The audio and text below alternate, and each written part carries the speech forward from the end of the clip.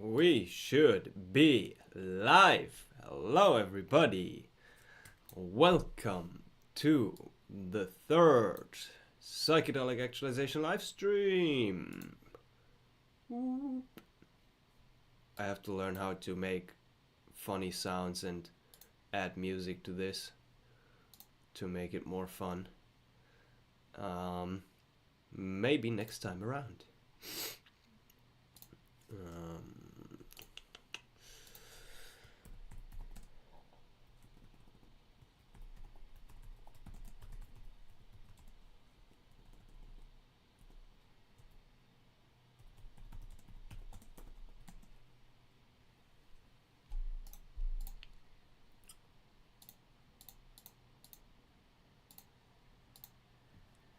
I'll just share the stream.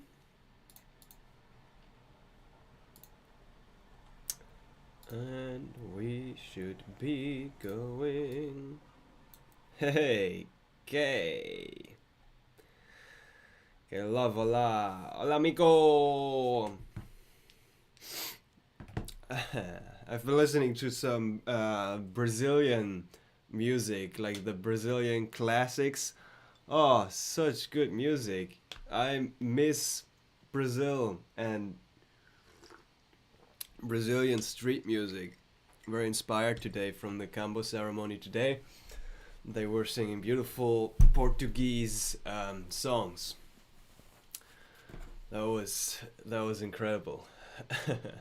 And love from the universe. Hello, brother. If you're here, how was your mushroom experience? I'm very curious. I think last week you shared that you planned to go into an 8-gram mushroom journey. I am very, very curious how that went. I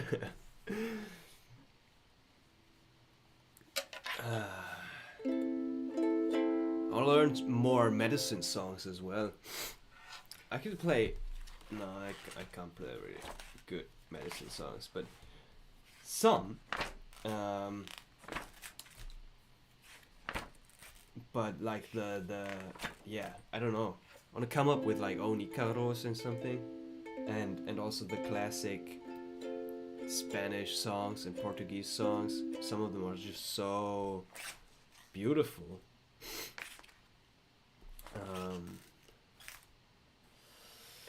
I'll sing a song. Hey Wani, hey Nikiti, hey Wana, hey Nikiti, hey Wana.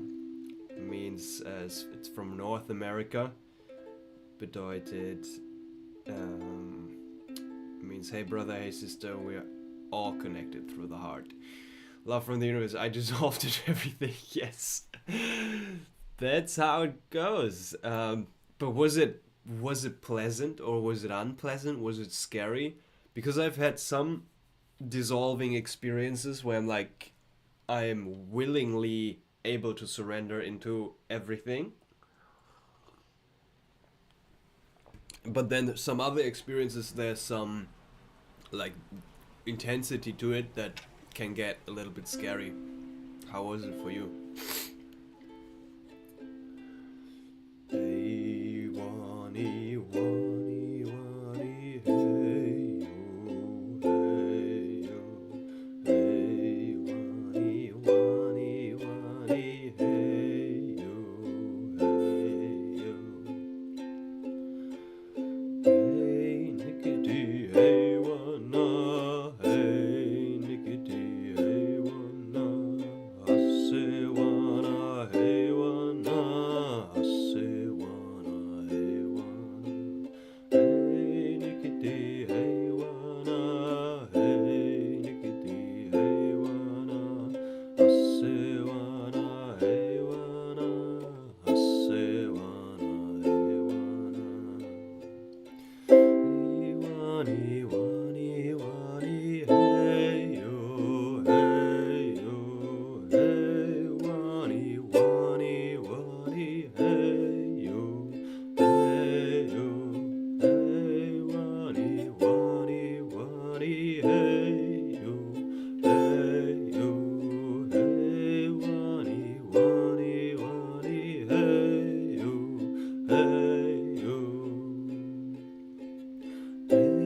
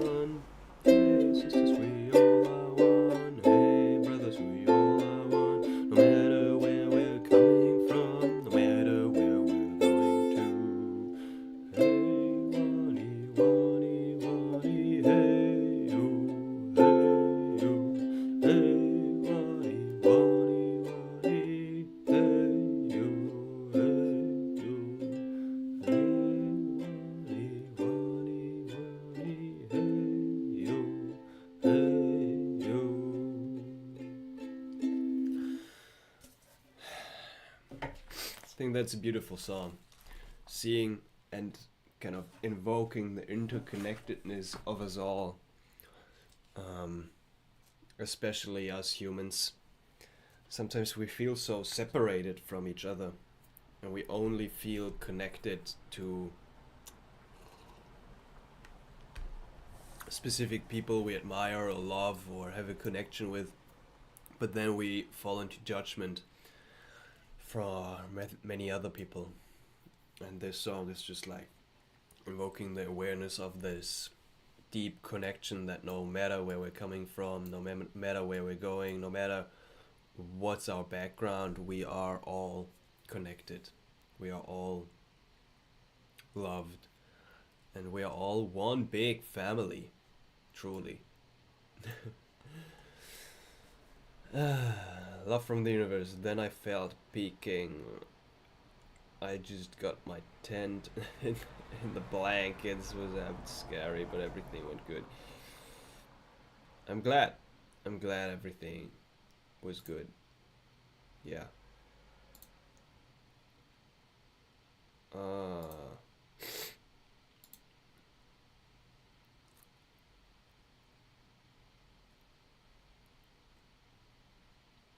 I just closed the chat. Damn it.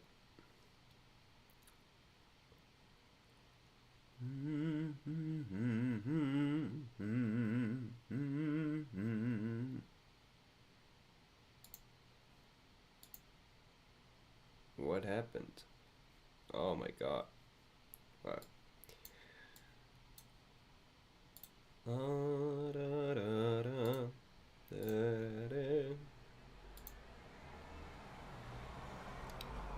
So, I want to share about my Kambo experience. I had a big Kambo experience today. Not a big one. I don't know if you can see. I did 2 dots. There they are, by myself a couple of days ago. And that was an interesting experience. And then I did 7 dots today. Boom. I think it's 7. I've never went up to 7 dots. And it was interesting. Both of them were very, very interesting. As the low dose has been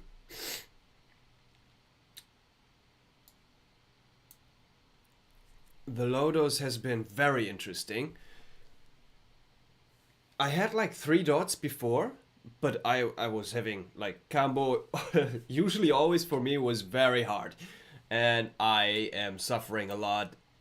Well, I'm not suffering too much, but it's like experiencing a lot of pain and struggle and vomiting and just like feeling awful.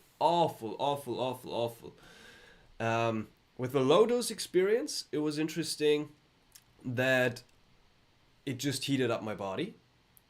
Body temperature was rising, and then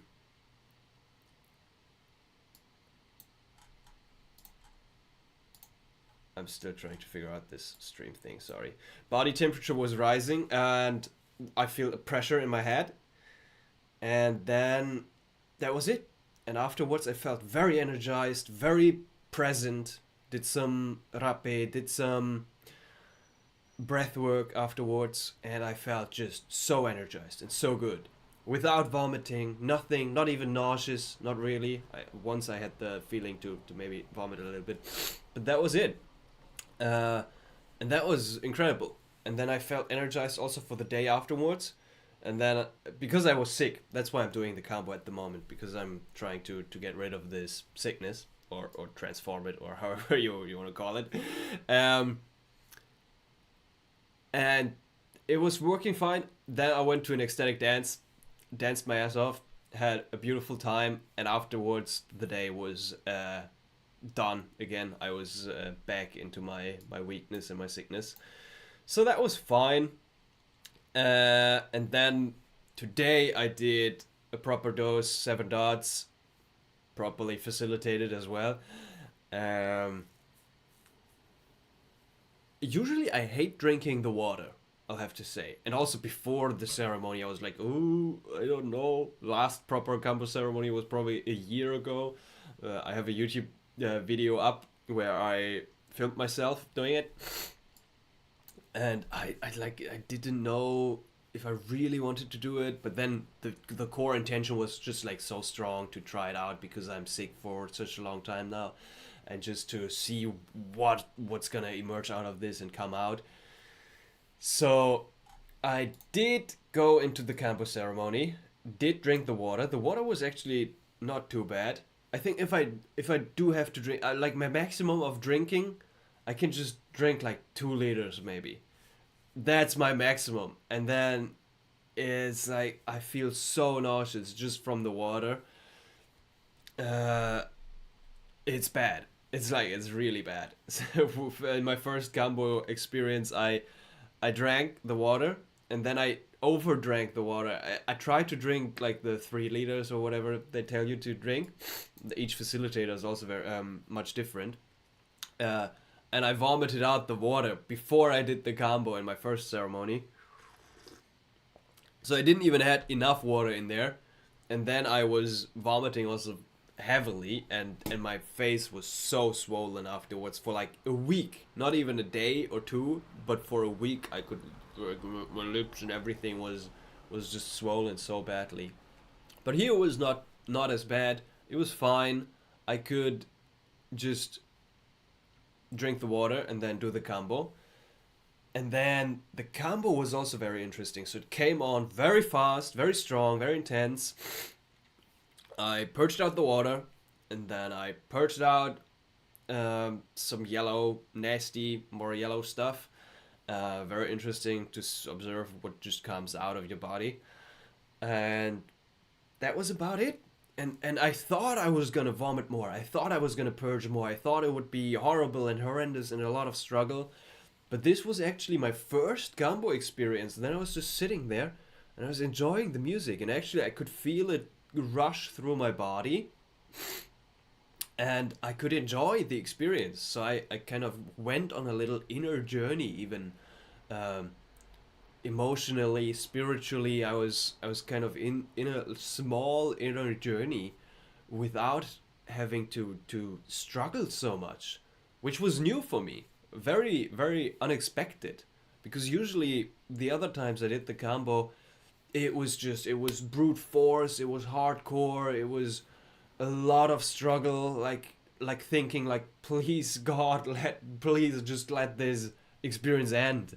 I don't want this anymore, this is horrible.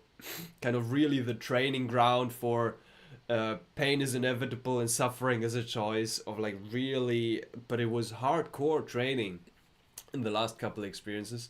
And this one, even though it was my highest dose, I mean, it depends. I don't know if it depends on the combo, if it depends on the freshness of the combo is I guess one factor. Then the size of the dots, I have no clue. And the combo itself is just, it works different every single time in your system, and nobody really understands what's going on. um, no, I did not get visuals from it. Maybe a little bit. Uh, it's hard to describe because my eyes are swollen a little bit, and then I had my eyes closed. When I opened my eyes, everything was, I don't know. It was definitely different, but not really psychedelic. So I could sense that there's like a little bit of something going on in my visual field. Maybe more like, I don't know. It's also so unique for everybody because with my low dose 5-MeO DMT experiences, that was kind of, so not really visuals, but there's a shift in perception. Also with rape, um, or like a heavy dose of tobacco, but different in its unique own kind of sense. So I could sense a little bit of a difference in my perceptual field, but no real visuals, not really. Also with the closed eyes, no real visuals. Um, but it's interesting also the group that I did it with, like I don't know, 10, 15 people. Um, it was interesting to observe them and their stories as well. So one person was losing consciousness. I've never seen that before. Quite interesting. um, Other people were not vomiting at all. Other people were vomiting all the time. And it's like each had their own journey with the frog medicine. And also, I guess, yeah, a lot of people revealed there was an emotional and spiritual aspect to the journey as well.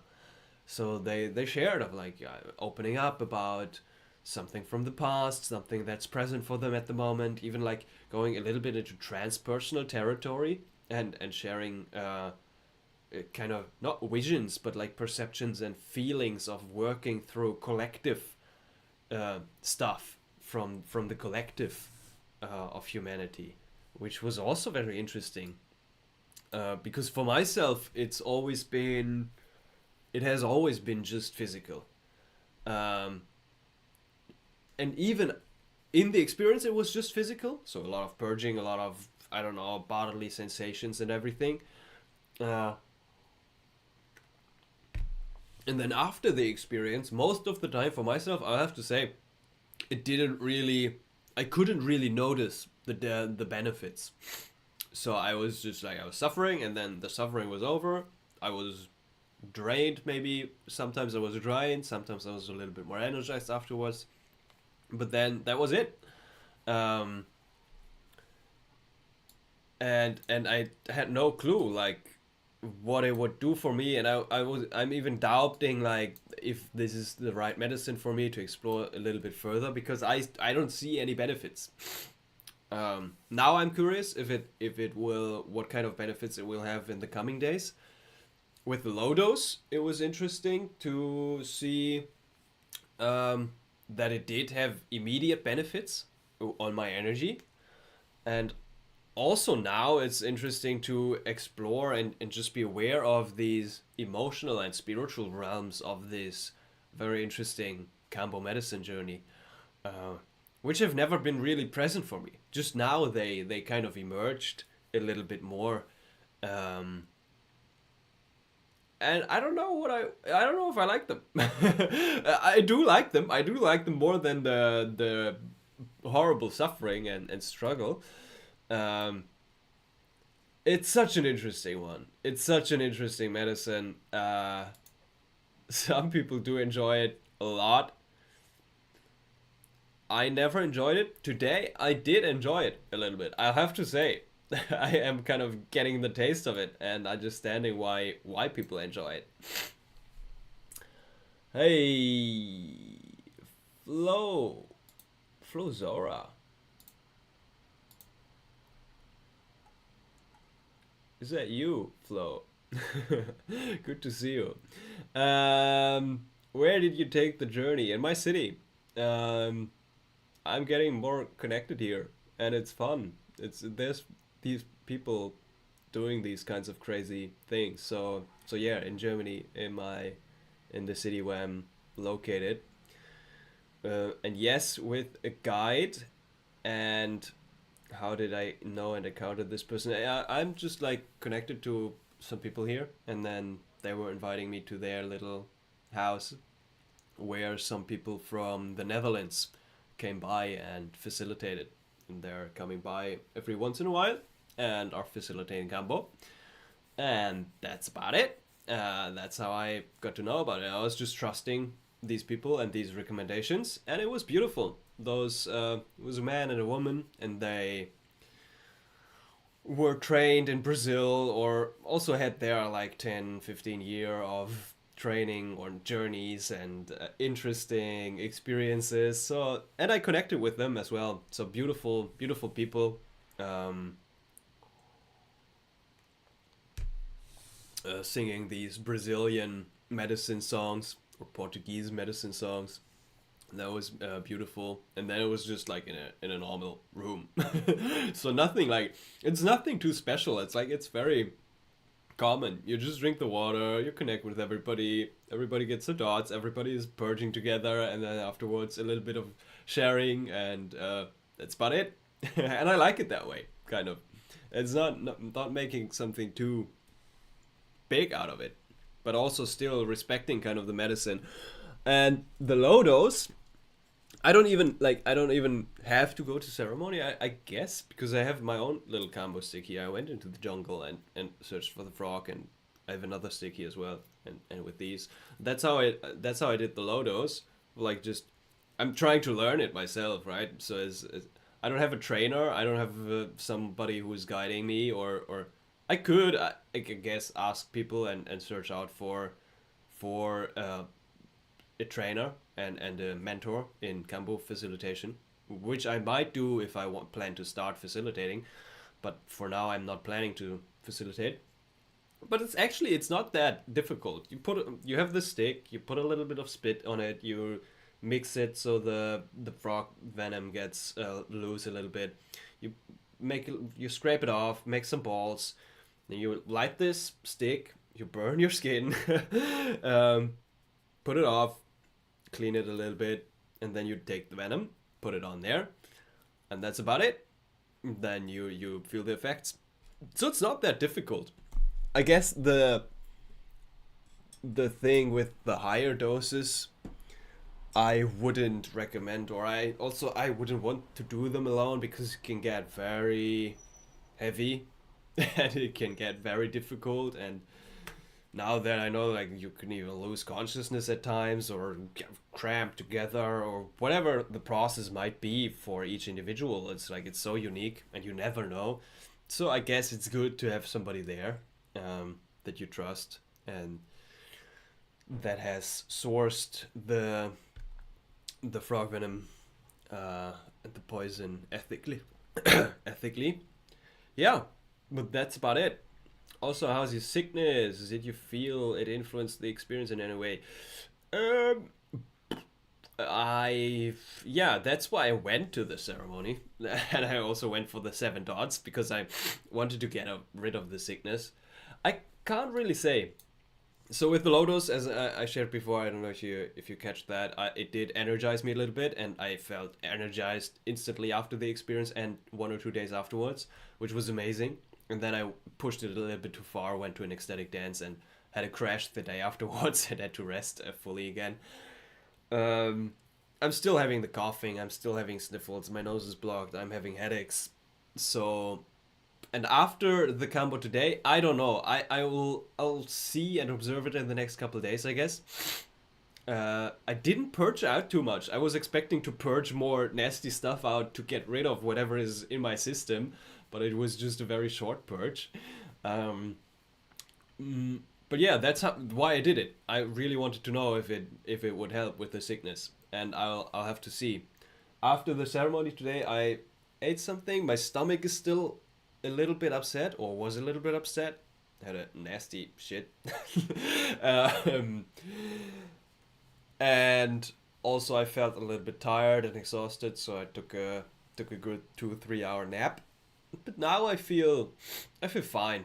I feel good, actually. But can change every time. So I'll see and observe how it goes in the next couple of days, and that's about it. A love from the universe. I got a cocktail. Enjoy.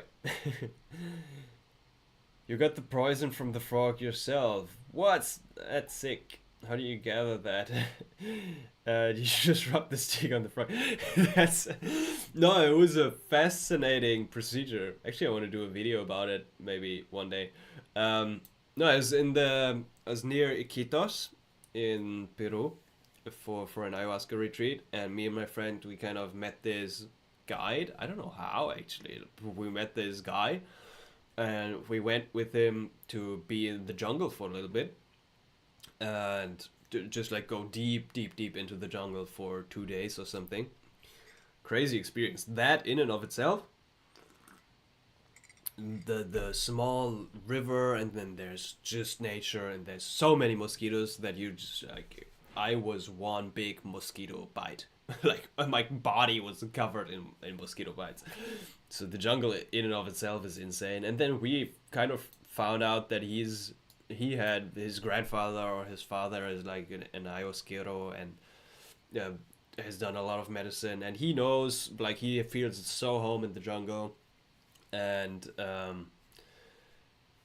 then we talked about the Kambo, and he's like, yeah, it's like, I know how to identify it and all of this. So, and we're like, oh, amazing. So we went on this journey to search for the frog, two nights, and whole procedure. We made the stick ourselves from like special wood, and the other sticks from special wood, and really with a lot of love preparing it. Then the frog is that's also crazy. I think it's only active in the night, so we had to leave while it was dark into the jungle. And then the jungle, the Amazon, is like, it's so loud there in the night. There's so many like sounds going on, and also like dozens and dozens, if not hundreds or thousands of frogs, different frogs. And then we just went down the river on the boat, and he was listening for the Kambo frog, because the Kambo frog has a very specific loud sound, and he was listening. And out of all this shebang and all these sounds, he could identify the Kambo frog. And then when he heard it, he somehow identified from which direction it came. Then we had to go into the jungle and search for that frog in the dark, like with a little light.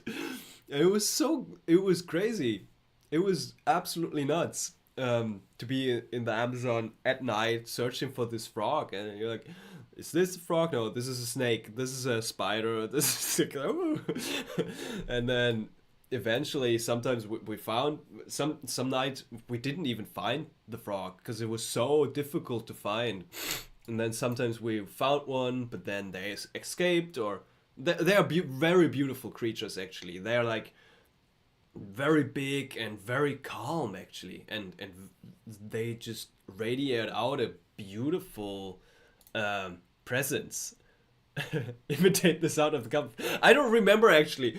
When I was there a couple years ago, I did learn it. It's like, wah, wah. No, no, that's not it. I can't really remember, but then he was also, our guide was also doing the sound of the Kambo frog to kind of attract them. So you were like running down the river, and then he was all the time, he's like, wah, wah.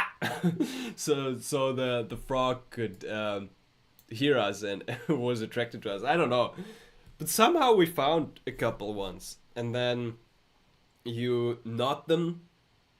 At least that's how he did it. I guess there's several ways, but you kind of spread his legs out and bind it into the trees, and then you have to stress him a little bit for him to kind of get the poison out, and then and then there was something with fire. Oh yeah, then he scraped it off from the frog very carefully. Me and my friend were just like chanting to the frog and like connecting and holding sacred space to just pray for the frog, so it doesn't, like, it's not bothering him too much. But also it didn't seem to bother him too much. There was a kind of, I don't know, I got the sense that there's a kind of intelligence, and he was just so calm and so beautiful as well, like such a beautiful creature. So yeah, we did it in a kind of respectful way, and then we put it onto the stick, and then we had to dry the stick at the fire a little bit for it to kind of dry into the stick. So yeah, that's the story of how I got the frog venom myself, and we did it fresh as well, a day after we collected it, and that was also very intense, very strong. Spoke to someone in the ashram here in India today that runs an Aya rehab. He told me Aya is the queen of cleansing the system. Maybe that would have more effect on getting rid of the sick. I don't know if I want to do Aya while I'm sick. I might, I don't know, but that's far down the list. I don't know about Yeah, it's interesting. Psychedelic experiences while being sick can work, and it can change, and it can help, but also it can influence the journey in a way which makes it even more draining. And psychedelic journeys do drain the body. But yeah, I've heard miracle stories of people healing sicknesses miraculously with Aya. Um, he told me Aya could help getting rid of my anxiety with psychedelics as well. Maybe that is the next step. If you haven't tried it, go for it. Like if there's a call for you to try it, I would be very curious about your experience. Um, don't expect anything. Don't expect it to get rid of the anxiety, but also don't expect it to be absolutely horrendous. It's a unique journey for everybody with ayahuasca. But yeah, first step for me was just trying the frog for the sickness. Maybe further down the road there is next step would be I don't know. I don't know what my next step is going to be. Maybe cold exposure and heat exposure. And then my next step is going to be moving to a country where it's more warm. And then I might go to Aya. I don't know. Yeah, there's actually a couple of ceremonies. There's one in um, also close by in Europe. There's a couple here in Europe. If you're interested. Also, if you get to do it in India, then well, let me know how it goes. Aya is such an interesting medicine. It's so unique. It's so different for everybody as well. It might not work. I have a friend, and he says it's not working for him. He has done it. He has drank over, I don't know, 20, 30 times maybe. And it's not working for him. He's not experiencing any visions. Sometimes he's shitting and vomiting, and having a little bit of a difficult experience, but no real like benefits from it or effects. So yeah, each and for myself as well, it gave me beautiful visions of light and love, and a lot of great insights, also into self love. So it was one of the highest of the highs in my experiences, but also definitely the darkest of the dark experiences have come from Aya as well, and the deepest of the deepest. Yeah, that most difficult. Some of the most difficult ones have been. Yeah, yeah, yeah. I might be interested, but I'm absolutely terrified. So my heart is in two pieces. Yeah, I can't recommend. I think only you can know. Only you can know. If you have time to sit with it, see which of the poles is stronger. It because it's subtle too. It's very difficult if there's two pieces of you, and then to differentiate between. It does take courage. Like it does need courage. Otherwise, you're not never gonna do it. So if it's just this leap of faith and then the courage that is preventing you from taking the decision, but there underlying there's kind of an authentic call of like, and also knowing of like it might be the right time now, and there's a certain authentic call, then it might be just the work is then just to muster up the courage to actually go and do that, and then also trust the process fully. But then there's the other side, which is like there might be there might be I don't know, an authentic knowing in yourself which says, I might not be ready for this experience. It might be beautiful, it might be horrible, it might be beneficial, it might be very difficult, but in myself, I don't know if I would be able to deal with this. Then that might be a more true and authentic voice, which and a certain inner knowing which you can follow. I don't know if you get the sense of what I mean, but obviously it does take courage to go in, and it is the great unknown. and nobody knows what's gonna emerge out of that. But also starting slow and slowly working your way up, and having a good setting, good facilitators is, I think, very very important with the Aya. There's a lot of weird people out there, but also a lot of beautiful people. So up to you. Let me know how your decision making goes. I'm very interested. Turkey Doctor, you're letting demons into your life with such things. Interesting statement. I don't know if I agree. Initially I think I would disagree.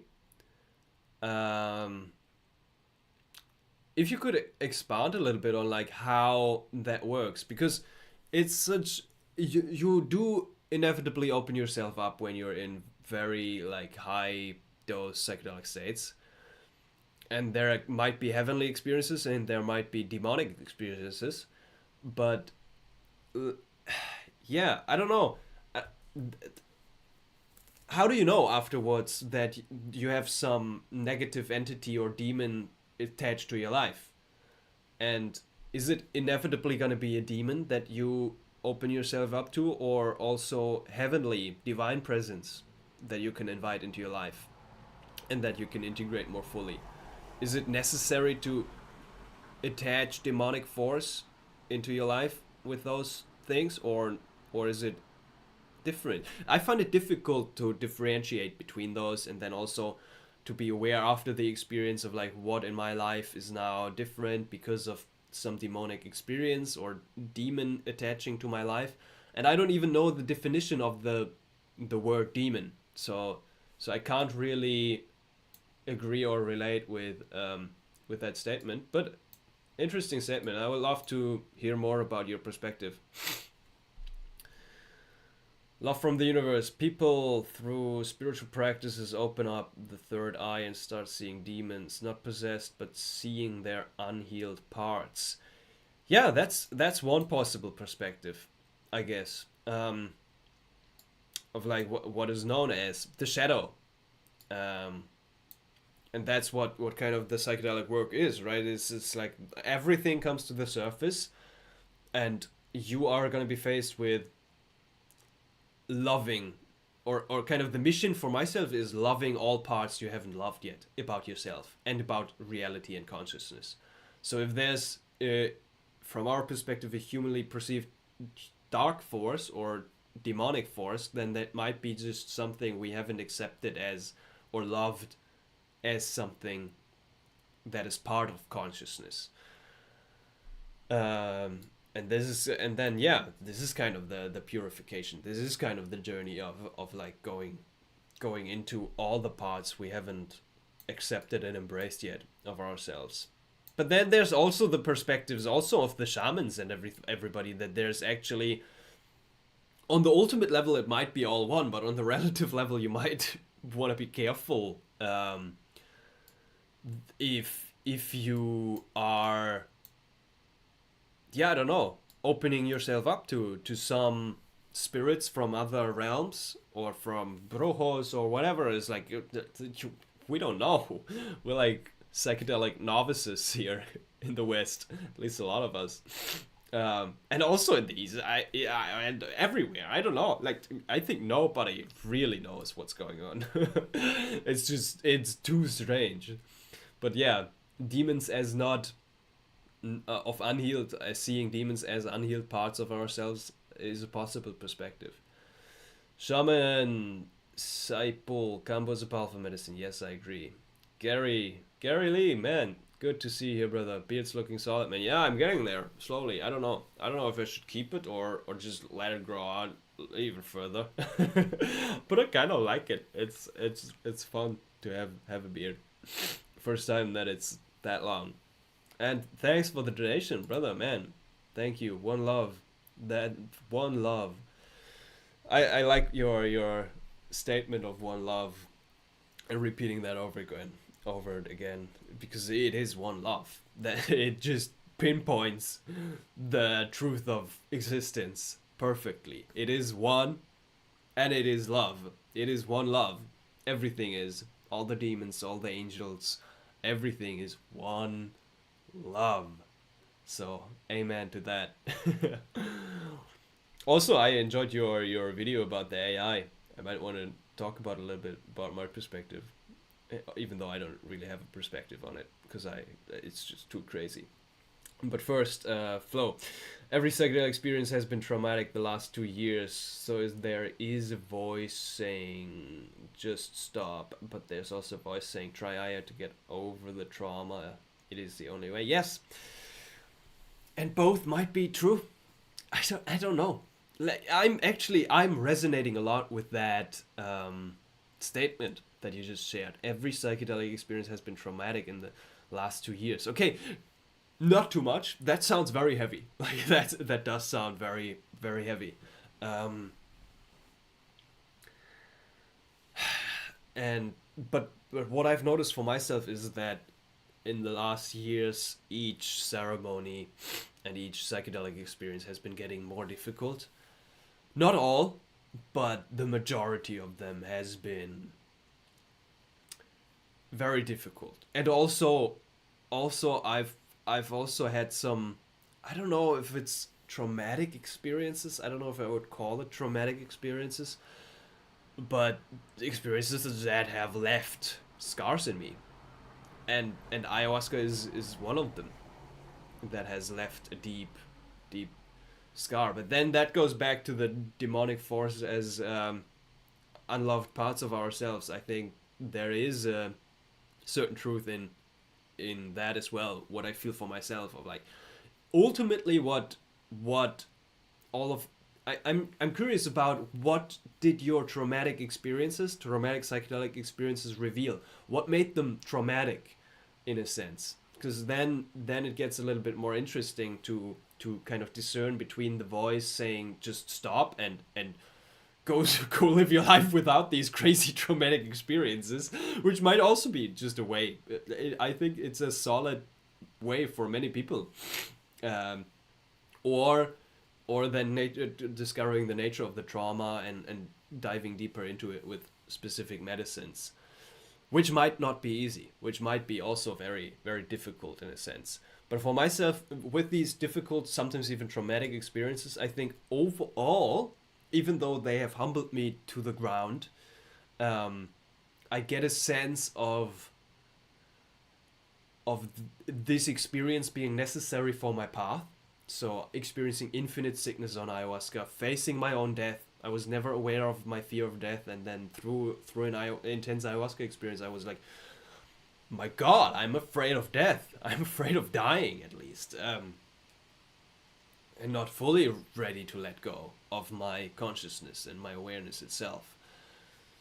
Through my 5-MeO DMT experience, the videos I shared in the last couple of weeks, the spiritual crisis, I obliterated my egoistic patterns so much that it took 3 months for them to reconnect and build a solid structure, which led me to live a life basically and live normally again, without having heavy states of anxiety. So some psychedelic experiences, and even those that did not leave these deep scars, some of them have been just very difficult lately. So interesting, just interesting to contemplate the your own path and your own way with these medicines. I guess there's no, what I've what I've discovered for myself at least is there's no easy medicine. Like I was like, okay, maybe the Aya was just too heavy for me, and the mushrooms might be a little bit more kind, or the LSD might be a little bit more kind, and then each and every substance and medicine has shown its own facet of just a lot of, yeah, the power that they inherently have.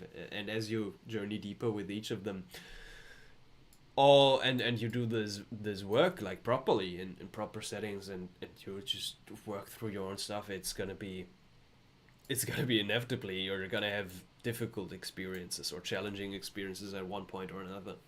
There's a saying by Kalindi. Well, he was just bonkers. He took like up to 40-50 grams of dried mushrooms, um, and he has a saying, it's like, if you have taken psychedelics and you haven't said, shit, I have taken too much, then you haven't done enough. But then also, yeah, even people like him, he said, like with like these 40-50 gram journeys of mushrooms and intense experiences and just like crazy explorations, and even he said sometimes the mushrooms or some other substance, they throw you in for a loop. And at one point or another, I think everybody on their journey is going to be at the point of like, I am never going to do psychedelics ever again. But when is that point? Where is that point? I don't know. Each of us has to decide for themselves. Bob Marley, One Love. One love. Let's get together and feel alright. Yeah, no, I don't know that song, but I might want to learn more about Marley on the ukulele. Great idea. Do some 5-MeO, 2 frogs 1 day. That's what they do, right? There's that's what many facilitators do like to do. It's like I think my friend told me recently he's been to a retreat where they do Kambo, Bufo. So Kambo, next day Kambo again, next day Bufo. So you're completely empty and purged out, and then ready for God in the 5-MeO experience. But no, I am not gonna do Bufo right now and today. I might in the future, but right now I'm still a little bit sick and don't want to go into the 5-MeO space while being too sick. And also I want to have I think the first 5-MeO experience I'll have is going to be also very personally meaningful for me.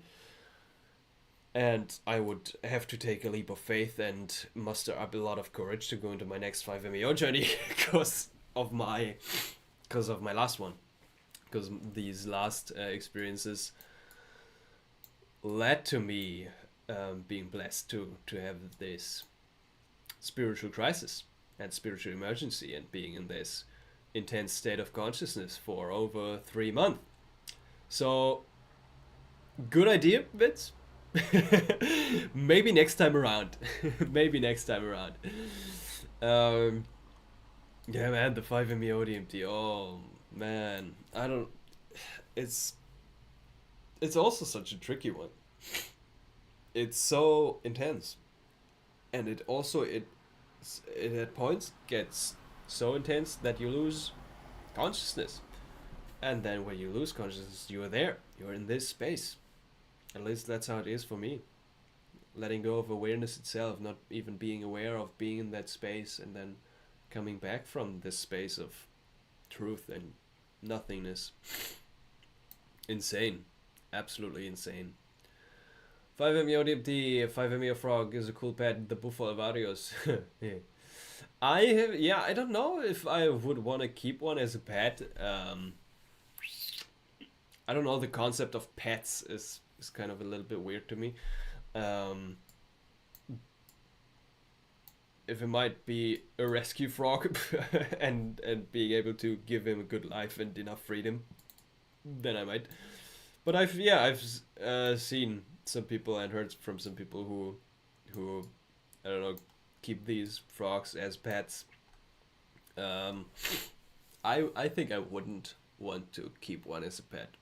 If I would be living in a deserty area and I would have like a lot of land, then I might invite those frogs in there, but not at home.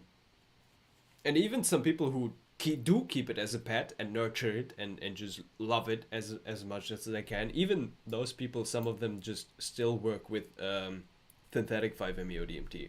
That's also a very interesting topic, right? To differentiate between or choose between the synthetic and the Bufo. I'll have to explore both a little bit further to get clear on my opinion on what I do prefer. And also to pinpoint if there's any differences in the experiences. So for myself, from my experience, Bufo has been more loving experience. than the synthetic 5-MeO DMT. But actually, it's the same molecule. With the Bufo, there's a little bit more stuff in there. So I don't know. I don't know. Hard to say. Do you drink moose milk? What is moose milk? Is it a cocktail?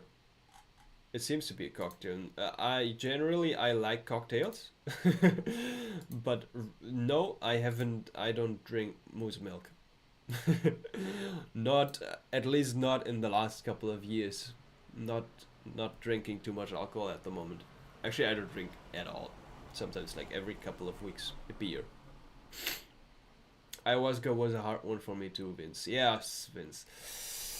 I guess for many people, ayahuasca is a hard one. Um, it seems to be a very hard one. And I also, when people get into psychedelics, generally I wouldn't recommend. I think Aya would be one of the last ones I would recommend for somebody getting into psychedelics. But then as well, there's many different perspectives on it. And also, it has the potential for so much beauty and so many beautiful experiences. But also, it is a hard one. And it's a tough one as well. It's tough. Tough teacher. And especially with the body load as well. I find that is a difficult part of it as well. What's the name of the 50-gram mushrooms guy? It's Kilindi. I will write it into the chat.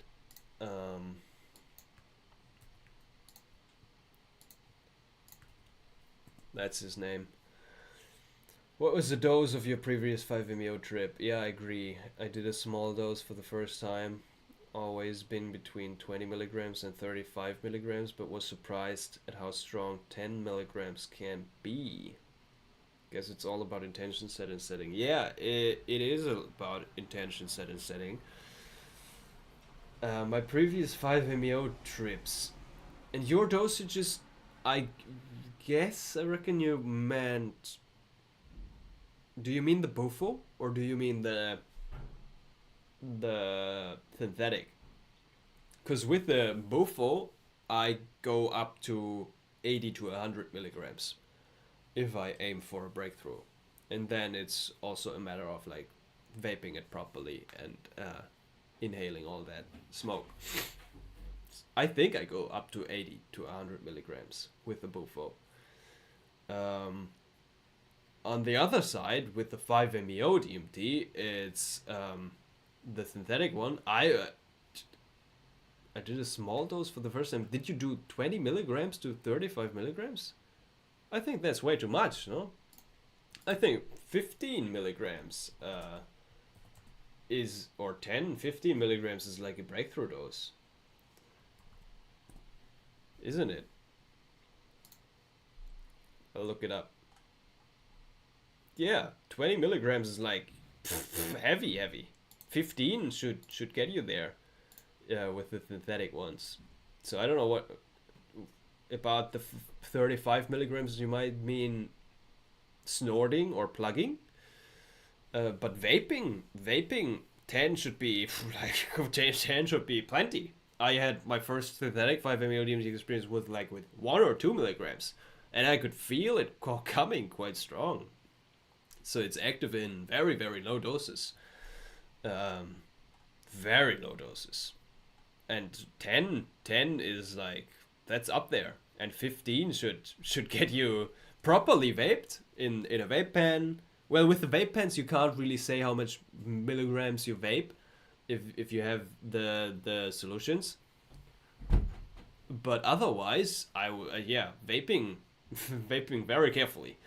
And yeah, plugging. Good. Okay. With plugging, I'm not sure. I think you can go higher than that. But I think with the plugging, also it's about the technique. It's about your own organism. So I can't really say too much about that. But then I guess your approach is like the right one of like starting low, start with 10, see how strong it is, and then see if you want to go further next time with like, and then slowly ramp your way off of like, okay, what does 15 do? What does 20 do? What does 25 do? What does, yeah, 35 complete whiteout? Okay. And then if you, yeah, if you're aiming for that, interesting, complete whiteout. I want to experiment with plugging a little bit further as well. I've done it like one or two, three times, but I think my 5-MeO DMT was not really fresh anymore, and now I want to experiment with it. How long have you been in the whiteout? Have you had any? Well, you didn't have a perception of time, but do you have any like timer? And because and then also when you were coming out, what was the experience like coming out of this whiteout? Interesting, and the plugging should extend the experience as well. So, curious about that, for sure. The 10 milligrams today was vaped. Yeah, okay, and then you were surprised at how strong it was. Yeah, 10 is up there, in the strong dosage range, kind of. I guess 15 is should be very strong. And I guess you could go up to 20 or more, but very carefully. Yeah, but yeah, 10 should be, depending on how much you inhale from the vape and from the smoke. 10 could also get you to, or at least some people, to white out. Maybe 15, maybe 20. But with the vaping, it's like, be very careful and just increase very, very slowly, incrementally. Are you preparing for your Datura X Amanita heroic trip? Dude, I'm even scared of higher doses of mushrooms and deep LSD journeys and my next Aya trip and my next 5-MeO experience. I might explore Amanita soon-ish, maybe this year, somewhere around this year, and then start with lower doses and work my way up and see how that feels. I'm very drawn to try Amanita. Datura, not interested at the moment. I guess for me to take Datura, I would have to meet a very experienced shaman who I resonate with on a very deep level and have a very deep connection with, and who I trust deeply, and when he might say, as a mentor, guide, or whatever, he's like, and he might say like, try Datura, this is a safe way to do it, and I'll take care of you fully.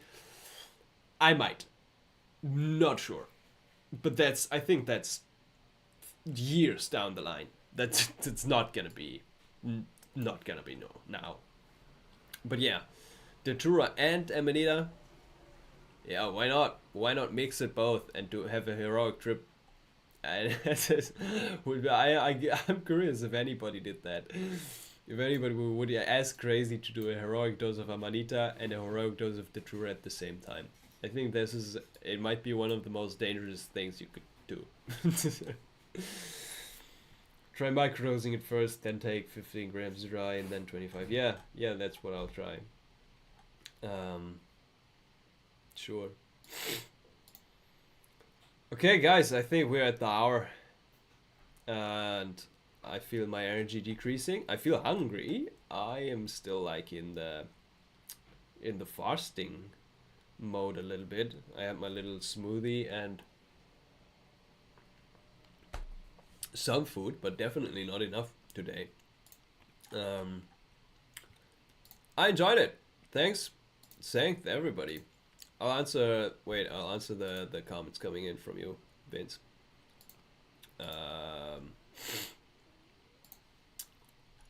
What are you saying?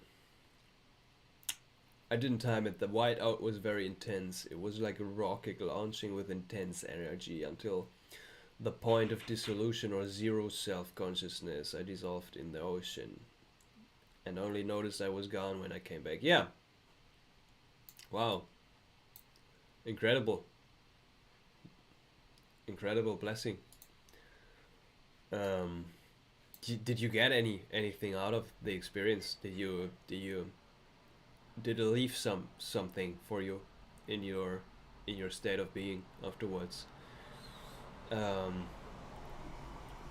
that's how, yeah, that's usually how it goes with the 5-MeO in my experience as well. Is it's just, it doesn't build up slowly over time. I don't know how it is with the plugging, but for me, it's also, if I just vape a little bit and then I vape a little bit more, when I approach the whiteout, it's incredibly fast. There's no chance to resist it anymore. I guess people can resist it if they have tricky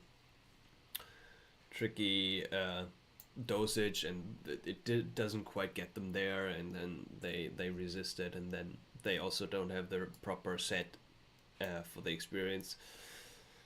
But yeah, it's like a rocket launching for sure. And then I guess the point of dissolution and zero self consciousness is, I think that's what's so healing. We completely get rid of ourselves, which is, that is it. This is it. Complete selflessness might be equal to God consciousness. Nothingness. Reading Meister Eckhart at the moment. He talks about our level of, the more empty we are of ourselves, the more we can be filled up with God. It's a tricky one to integrate for me, and definitely humbling to see how much I'm still attached to my sense of self, of like integrating selflessness into our lives, into our day-to-day perceptions. What does it even mean? What does it even mean to get rid of yourself, to empty yourself of yourself, or at least not be attached to it? How does it work? I don't know yet. Yes, but still integrating. But I have a trip report on Actualize. Cool, I'll check it out. If it's one of the recent ones, I'll go check it out.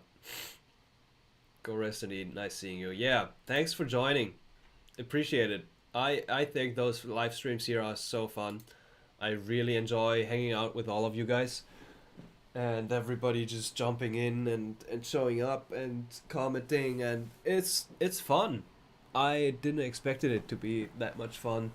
And I'll try to keep it up weekly or bi-weekly, whenever I feel it's time on a Sunday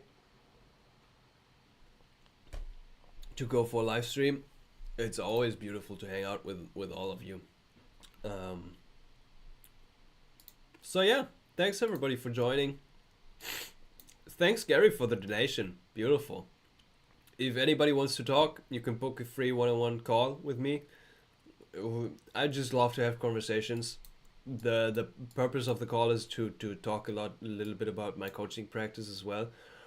But we don't have to do that. So if anybody just wants to talk one-on-one, we can have a conversation. And then if you're curious about the coaching, we can talk about that as well. Psychedelic integration coaching.